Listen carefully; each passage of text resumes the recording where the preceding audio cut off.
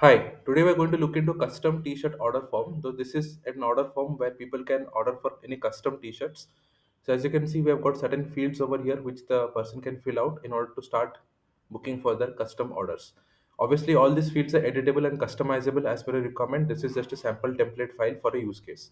Once all the input fields are filled in, you can see under the responses view, it gets captured over here, and then we can assess what are the responses that have been submitted. How exactly does it work? Go to the form builder, click on share form and click on copy form link.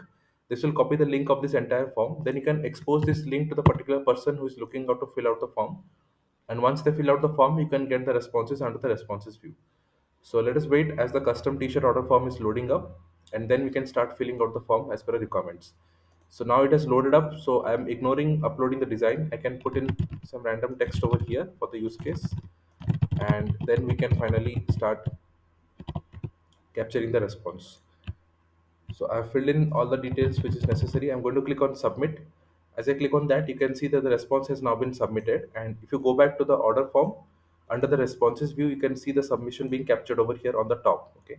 So this is how exactly this custom t-shirt order form works. You basically input all the required fields over here and it automatically captures the response. Another tool that I want to talk about today is PDF Output. PDF Output is a tool that can help you generate PDF documents in bulk. For this, it utilizes a Notion page which acts as a source template file where you can define the entire PDF document, and it requires a Notion database which has the contents of the data that needs to be replaced on the PDF document that is the Notion page, and then it can generate documents in bulk. I've added a video of how you can exactly do the same with invoices. So you can watch this video to understand more about the process, but you can replicate this process to any document for a use case. So please do check out PDF output for this. And if you need any help or assistance, do that by reaching out to me at notionformyuse@gmail.com. That is where I can help you or assist you with any queries.